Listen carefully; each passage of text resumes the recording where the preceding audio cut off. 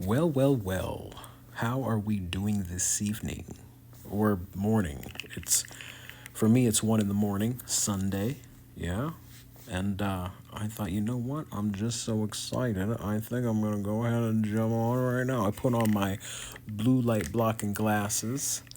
We're blocking out all the blue lights so I can stay up as late as I want. Mom, you can't tell me what to do, bruh. So I think we've waited long enough for this timely episode of Storytime Sunday. So how you doing, huh? I'm back, and has been a minute or a long minute and a half, 10, almost 10 years, 9 years. It's been a while. I do apologize for my quiet disappearance. We're gonna cover that here in a second. I hope this is recording. I'm using an app. It's like a teleprompter app. Which I'm usually off script. You can't tell me what to do, bro. I'm uh, I'm a rebel like that. But there was a few things I wanted to cover, and make sure I touched on. So we're gonna give this a go. I'm not saying this is gonna be in every Storytime Sunday thing, but yeah. So if you see this, it worked, and you're seeing me with papers burning the house down, and it probably didn't work. But I'm not sure if the glare in these glasses or because all I can see is words. I can't even really see my face. So yeah, let's get on with it, shall we? It's been a while, huh? Indeed. I've been trying for some time to get back to it, make this video. I've made it, recorded it in my mind, anyways, for almost 9 years. So, but it seems like every time I try to go back to music or do anything productive, my life just, yeah, well, it's my life, usually turns to dookie butt and takes a swift 180. Whoa!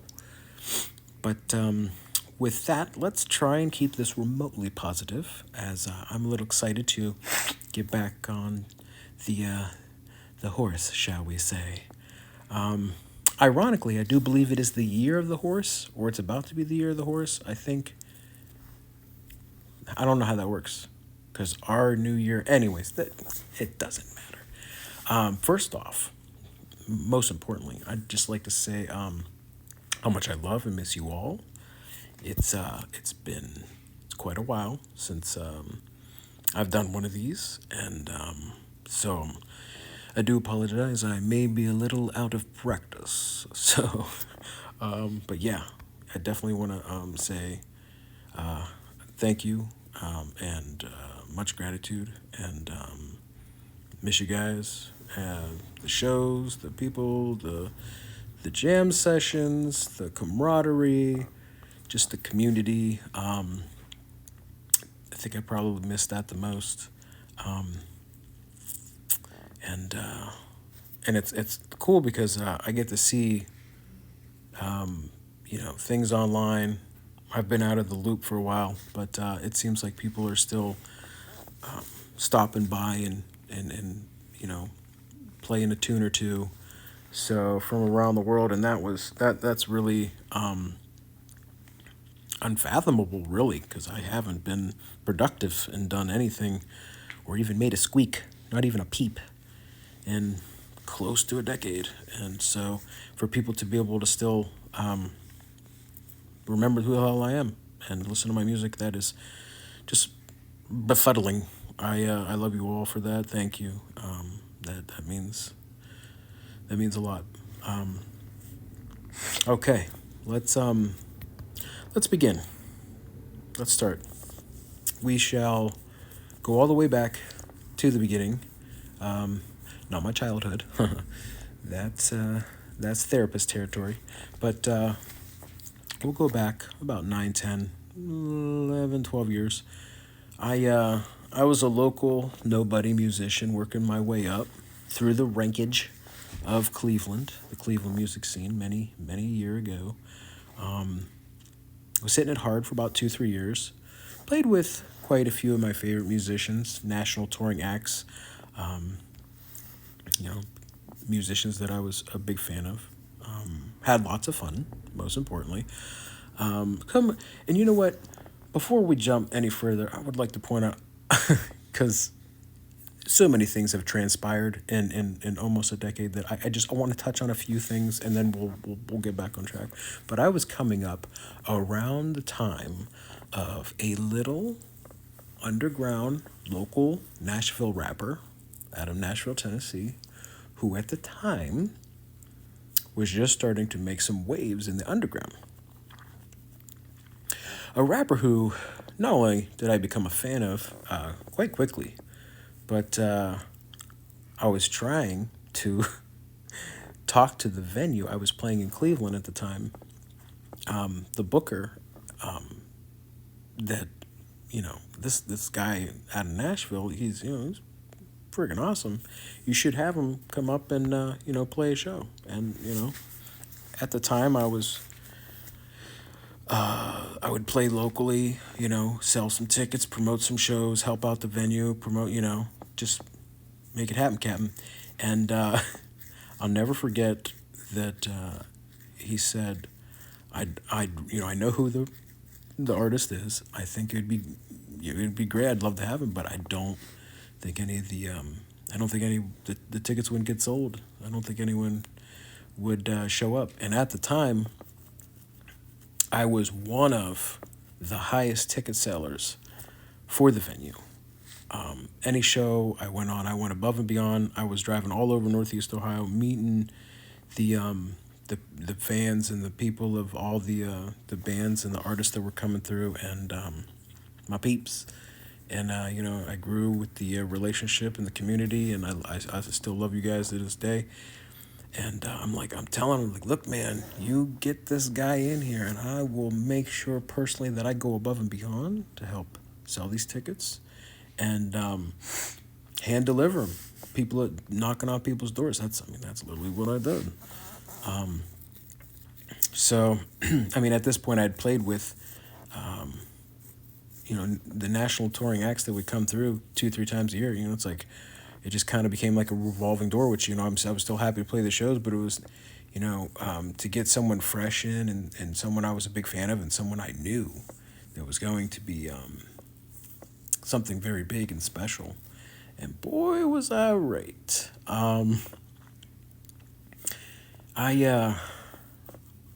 I still can't believe I'm totally off script, by the way. At this point, it's just a bunch of just gibberish on my screen. It's actually starting to irritate the hell out of me because I can't see my face. So I don't know what the hell I'm doing. But yeah, I thought it would be good to break the monotony, and get somebody fresh in, artist help out, But yeah, I knew he was gonna be huge. I knew he was gonna be. I'll never forget. I texted my cousin, and my cousin, he's not really into the rap, the gangster rap stuff that much. But I'm like, this guy right here, he's gonna be something. He's gonna be something big. And it's funny because this gentleman that I've been rambling on about now for a solid couple minutes was none other than Jason DeFord himself. But you may know him as Jelly Roll. Yes, indeedy. And until this day, it fucking haunts me that I never ended up getting a chance to perform with Jelly Roll on his come up. Of course, now he's gone country, and he's everywhere, literally doing everything. Which God bless him. I knew it long time ago. Rather if it's wrestling in the WWE. Just recently on the cover of Men's Health magazine. I knew he was going to be a huge musician, but the fact that he, got sober, I believe for the most part, and then completely transformed his health, and battled those addiction demons, not just with drugs, but food, which, you got to eat food, right? Like he just said on Joe Rogan a few weeks ago. you got to eat, man, and to be able to balance that out, because life, a wise man once told me life is all about balance, and it's true. But it's funny, I was at work earlier, and on the radio they said he's going to be a judge now on like America's Got Talent or something like that. And I'm just like, man, what the hell he ain't gonna do next, man? He gonna run. I bet he's gonna run for president. You watch, he's gonna run. He gonna run this fucking country. But it's just so crazy. You know what I mean? It blows my mind to think back, not even like 9, 10 years ago. I'm like, hey man, you gotta get this guy in here. Jelly Roll's a shit, man. I'm still a fan of his old school stuff, the country stuff. I'm, as you could see, I'm more of an old school country boy. I likes me some Johnny Cash, Willie Nelson, Hank Senior. Junior's all right. Hank 3 is pretty cool. Even though I know he does a little bit of some crazy shit too with the metal, which I'm a metal guy. But anyways, yeah. But I knew he was gonna be something, and I tell you what, I highly doubt he's watching this video right now. But God bless him. He's got pretty much all his ducks in a row. His family's, his health, his career. So God bless him to go from where he was in his life to, and people not wanting to really give him a chance. And for the record, I was fighting for you. So if you're watching, God bless you, Jay. Keep up the great work. Keep going. You got this shit, man. We're all watching. God bless you and the fam. Where was I? I've totally gone off track. I wasn't trying to make this the longest Storytime Sunday, but I just got so much I got to cover. And anyways, yeah, 9 years later, I can't believe how much has transpired in this time. And where I can't help but think, though, you know what I mean, had I not stopped doing music and coming up around the same time as Mr. DeFord Jelly Roll. Well, now they're calling him Veggie Roll. That was funny. I can't help if I would have kept hitting it hard like he was. I mean, nobody, I think, really hits it as hard as him.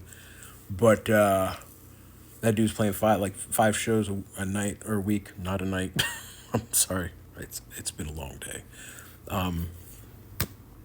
But if I would have kept going, it makes me wonder, at what point, where would I would be right now.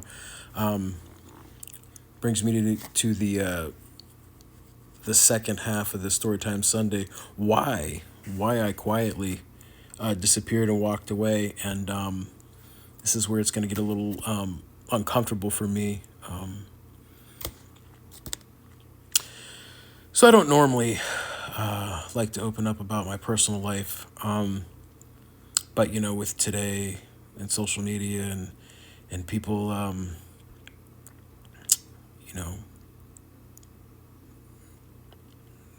people liking to hear your story, liking to know who you are.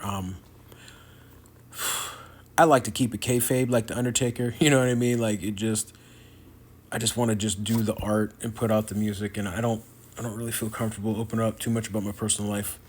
And so this is gonna be a little bit unusual for me.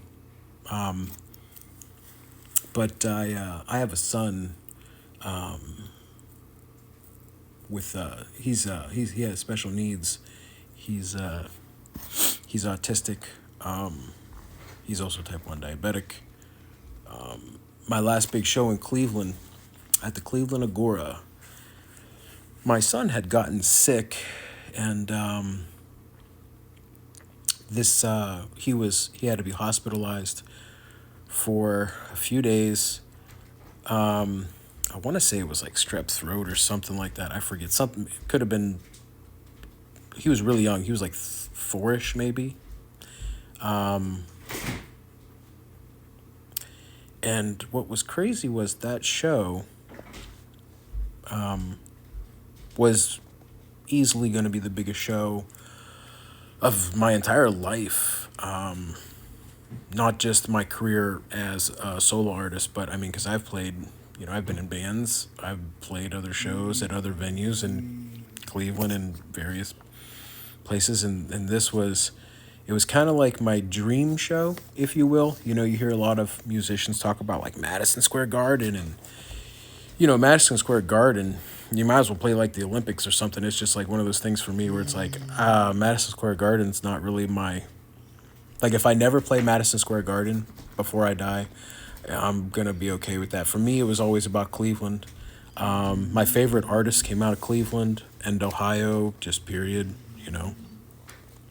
And for me to be able to play the Cleveland Agora, just to begin with, was just as a solo artist, or I mean, I would have been happy playing in a band, but as a solo artist, it was just like, whoa, I'm playing the Cleveland Agora, because at the time it was like Cleveland Agora. To me, it was like my Madison Square Garden of Cleveland. It's world famous. It's been around forever.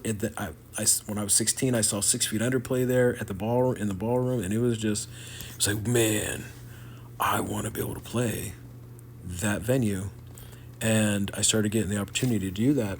And then there was a show, because I don't know if you guys are from Ohio or Cleveland and know how it works, but they have two stages. The ballroom, which holds like 500-600 people, and then there was the theater, which at the time before the renovation, I think it was like 1,800 or something seats. It was like a hair under 2,000. Now it's up to like 22 or 2,200 people. I think it can hold. But I always wanted to play the theater, because my favorite band played there, Pantera, amongst many other notoriously famous and legendary musicians. But man, Pantera played there on that stage, and I'm 99% sure, like Marilyn Manson, and those are like my two favorite bands growing up. This is outside of Ozzy, because Ozzy is king, but rest his soul. By the way, I mean, there's so many things that I got to touch on that we got to catch up on in the past 9 years, but I'm trying to stay on track right now. And I've totally deviated from the script. Man, this is why I never did good in school. So, anyways, I finally got an opportunity to play the theater stage, and it was a Valentine's Day Massacre show with Twisted. And I wasn't gonna name drop, but you know what? Fuck it. Because I'm actually a Twisted fan. They got really good shit. They really do. So ironically, I wasn't gonna do this, and I wasn't gonna say this, but I later found out, and I don't know if this story is true, and if anybody knows, or is in the camp, I'd love to know if this story is true. But before they got, oh man, I shouldn't be doing this. You know what? Never mind. That's another story. So, anyways, I'm playing the Cleveland Agora Theater. I'm opening up for Twisted. I sold all 50 of my tickets. I got to perform, but my son's in the hospital, and I had to leave him back home, an hour away. I had thousands of dollars that I had to hand the venue. I wanted to play on the biggest stage, and my God, was it huge. But I couldn't enjoy the show. I just remember the lights. I remember the crowd. I remember trying to just give it my best and be as heartfelt. And just because the Juggalos give you so much love. I always loved playing the Juggalo shows. My God, I don't really consider myself a Juggalo. I mean, I listen to a lot of Juggalo music, but I don't really. What is a Juggalo, right? You know what I'm saying? So I don't know. I guess if it's someone that doesn't give a fuck, then I guess I am a Juggalo. But the mad love and respect that they give you is just amazing, and I always loved them. But unfortunately, at this show, I couldn't. Like, part of my soul was left back in this hospital with my son, who was. I mean, he was getting better, and but the nurses just wouldn't let him. They wouldn't release him, and The terrifying thing of this story was there was a really bad snowstorm, and Cleveland being about an hour away from where I live, I had to drive white knuckle all the way to the venue. And I mean, there's cars in ditches, semis in ditches. Like, I'm doing maybe 30 miles an hour on a freeway coming back home from Cleveland. And all I could think was, what if on this drive I would have died and my son would have grew up without a father. I wouldn't be there to help take care of him. And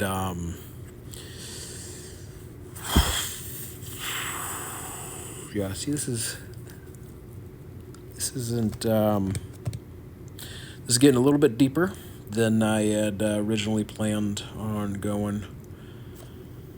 Oh man. But yeah, so anyways, I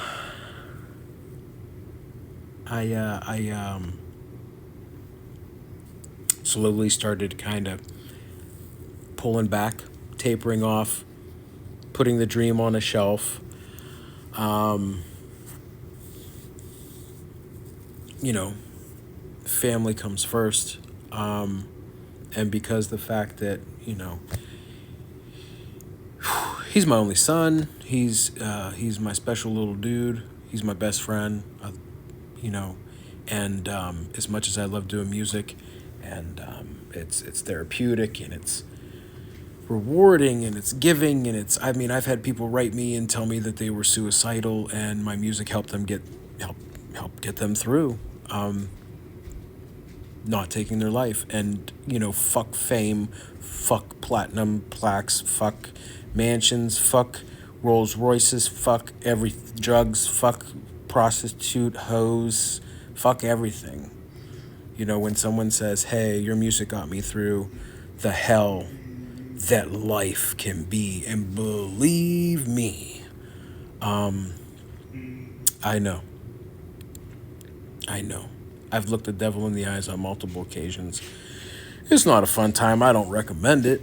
And it's funny because there's a sense of pride because music helped save my life.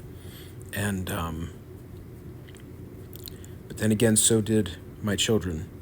And family does, like I said before, come first. And I wanted to be the dad that I didn't.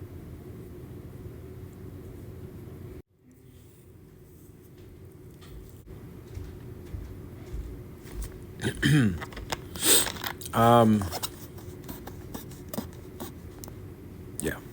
So I just wanted to be a good dad. I wanted to be there for my kids, and I be the best dad I can be. And kids don't come with a manual.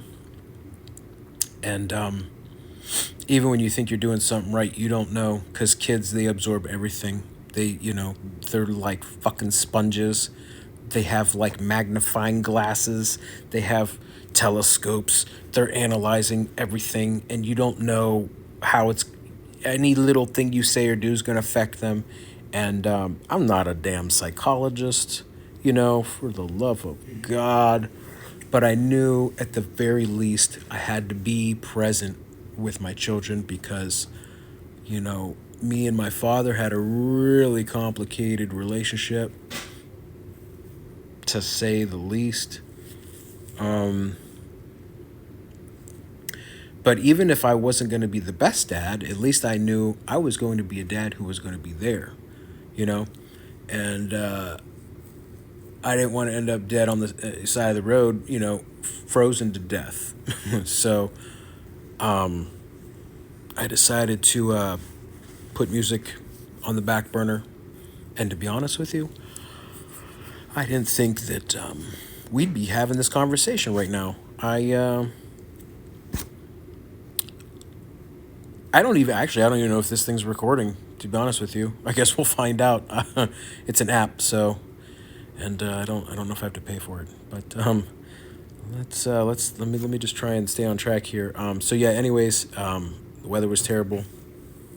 Long story short, I stopped doing music, and then as time passed, any time that I had the urge to make something or do something creative, something in my life just always took a left turn.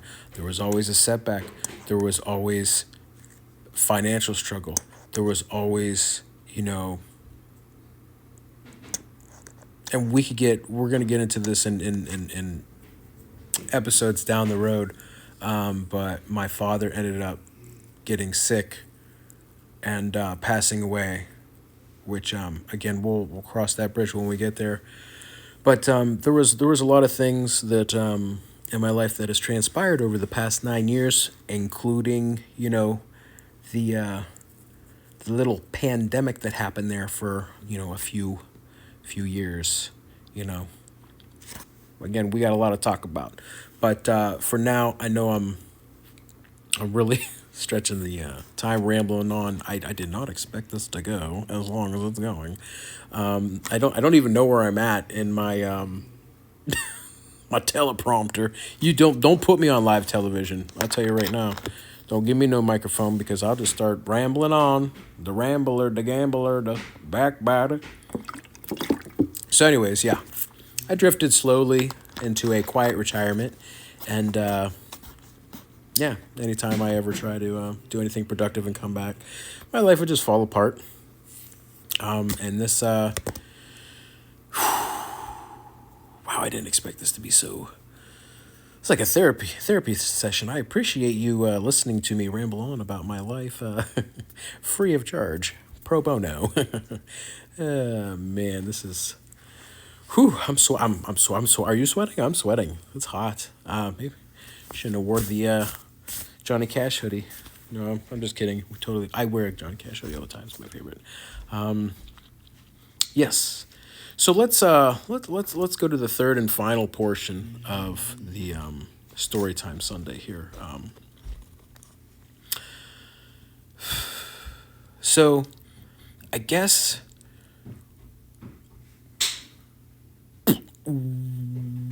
where I'm at currently all stems from shortly after around watching my father get sick and then slowly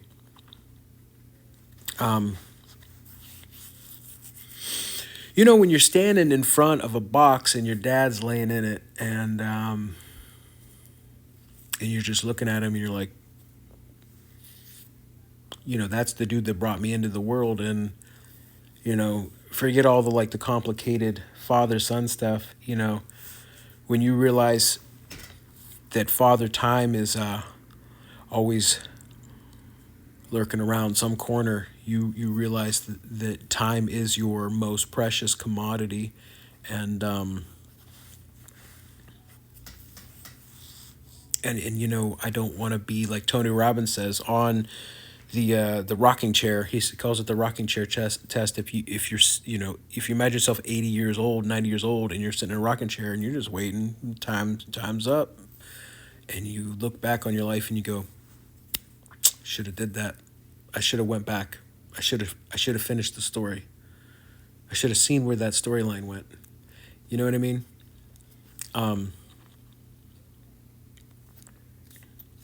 Something in me clicked when my dad passed away. I've lost a lot of people in my life. Through old age, through disease, through drug addiction, through overdoses, through suicide. I don't know if I could say that word, social media.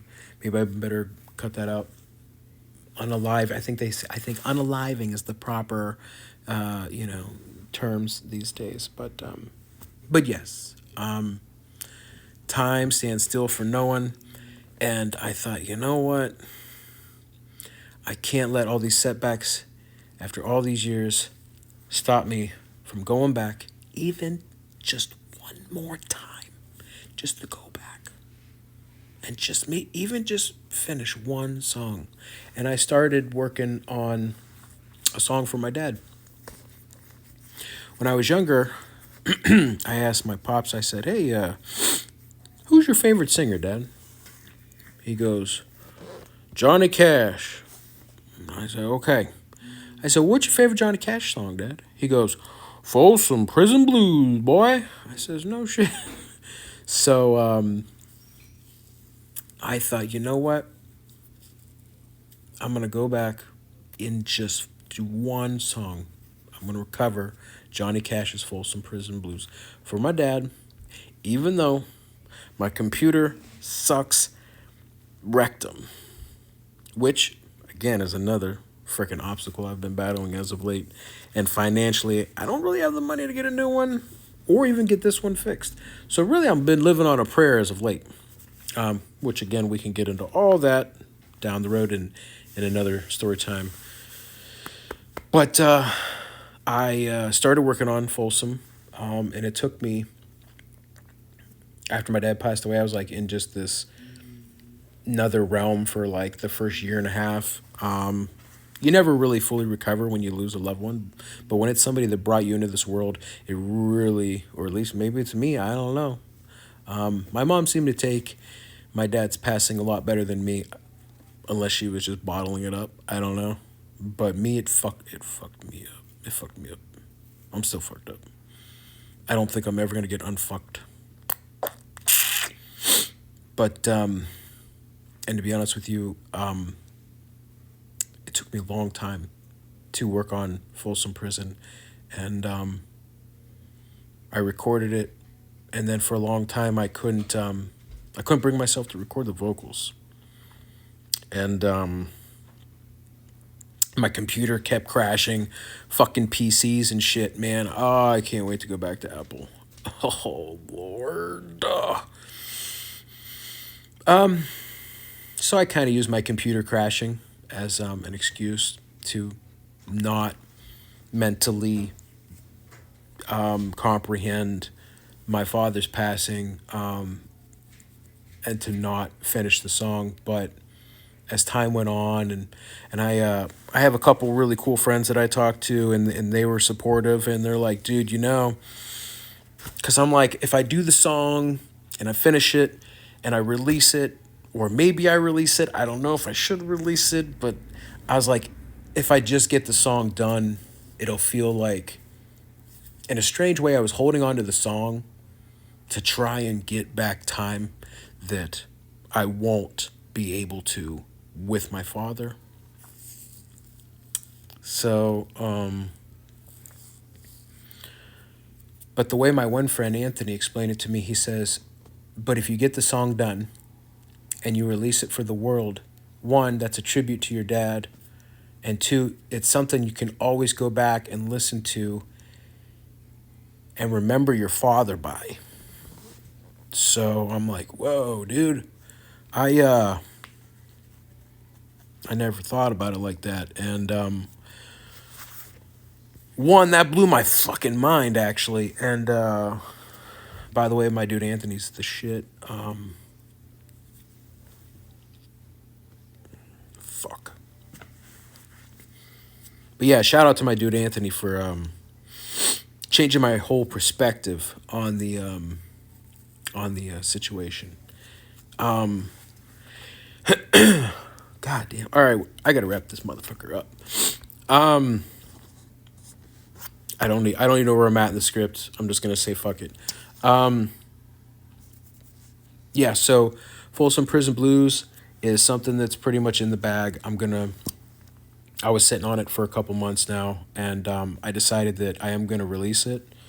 And I think the best time to do it is on my father's birthday, or what would have been his birthday. So March 5th. And that will be out before you know it. And I'm sure I'm going to be a complete and utter mental case up until then, and maybe even thereafter.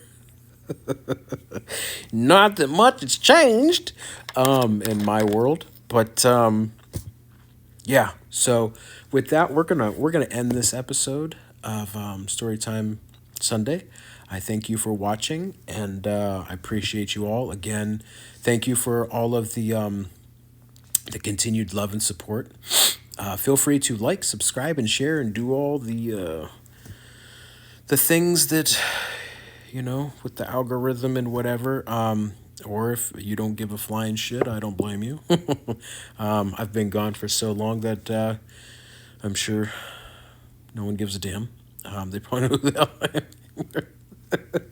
But yeah, let's make this new year I guess a rebirth. I guess of some sorts, like a phoenix rising from the ashes. Also, happy New Year. I look forward to this year being the start of something new. So yeah, I thank you for watching and spending your Sunday night with me. You're all amazing. I hope you have a badass Sunday if you haven't already, and we shall talk soon. Much peace and love. Have a great day.